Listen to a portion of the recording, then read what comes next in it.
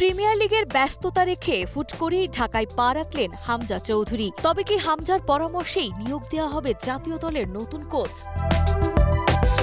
আগামী ৫ জুন সান মারিনোর বিপক্ষে মাঠে নামবে বাংলাদেশ। সেখানে সরাসরি দলের সাথে যোগ দেওয়ার কথা ছিল হামজার। তবে তার ঝটিকা সফর ঘিরেই তৈরি হয়েছে নতুন গুঞ্জন। বিশেষ করে বাফুফে যখন নতুন কোচ খুঁজছে এবং ১০ জনের সংক্ষিপ্ত তালিকা তৈরি করেছে, ঠিক সেই মুহূর্তে হামজার উপস্থিতি নতুন কিছুরই ইঙ্গিত দিচ্ছে।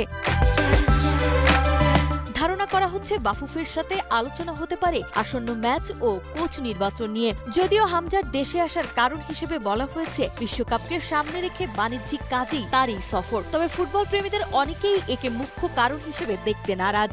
আগামী ৩ দিনের মধ্যেই বাফুফের নতুন কোচ চূড়ান্ত করতে যাচ্ছে। তাই সব সমীকরণ মিলিয়ে অনেকেই বলছে হামজার দেশে আসার মূল উদ্দেশ্য জাতীয় দলের কোচ নির্বাচন। এখন শুধু সময়ের অপেক্ষা, শেষ পর্যন্ত কার হাতে উঠবে বাংলাদেশ দলের কোচের দায়িত্ব।